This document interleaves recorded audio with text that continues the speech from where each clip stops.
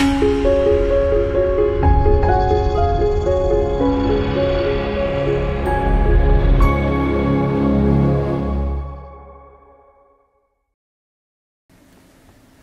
Kaylee. I'm a PT assistant here at Mackenzie Physical Therapy, and I'm going to go through a few ergonomic changes you can make to your workplace that'll help to reduce some pain and reduce some injuries that can happen over time.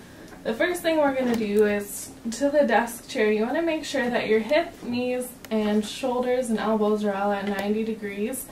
A lot of chairs are higher than need to be, so if your feet are not touching the floor, try and get a footrest that can make it a little bit easier.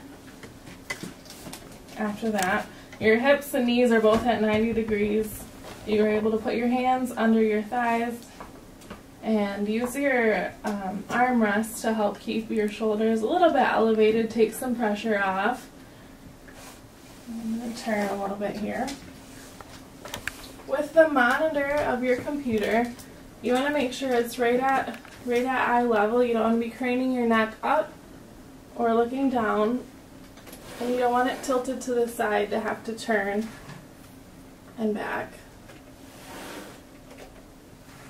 And when you're typing, you want to make sure your wrists are floating and not down. That'll help to prevent extra pressure on the carpal tunnel. And finally, when you're on the phone, you want to try and make sure to hold it with your hand and not with your neck.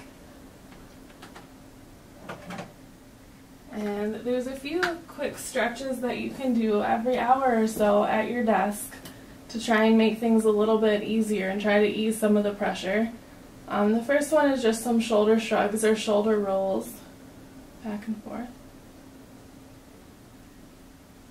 And the next one is just stretching out the neck, dropping to each side and back down and turning and back to the other side. And then the last one is to stretch out the wrist, make a fist, and just do some circles with your wrists.